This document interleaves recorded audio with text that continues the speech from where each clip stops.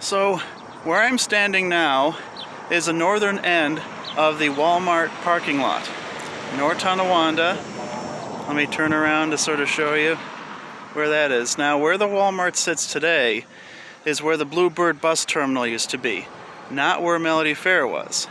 Okay, where I'm standing over here at the northern end again is where Melody Fair actually stood.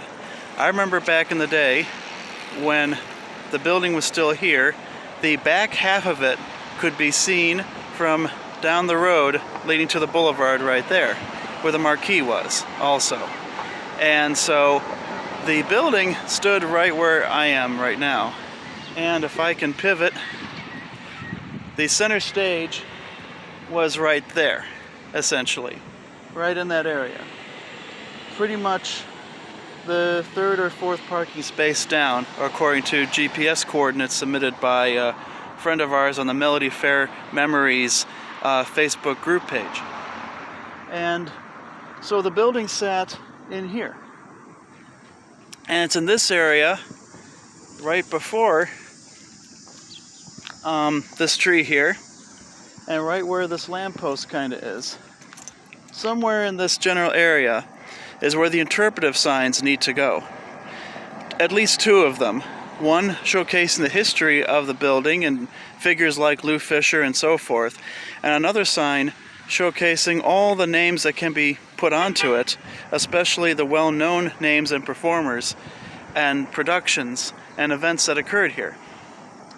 And I think that just in this area is a very beautiful and fitting spot for these signs. And as you can see, although a lot has changed and these storage units are going in where the forest was and the pines, and so, there's been a lot of alterations here. It's hard to kind of imagine now what it was like back when Melody Fair is operating with all this stuff. But once these signs are here, I think it will be a great tribute, really, to those performers and all the thousands and thousands of people that attended these shows here. And so that, at least, is where Melody Fair used to be, actually. Again, where the Walmart sits now, right there, is where the Bluebird bus terminal was.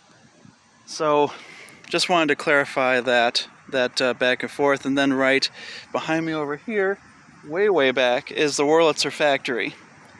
And that operated into the 1970s. In front of there are where the big car shows take place there, from the Piston Broke Club.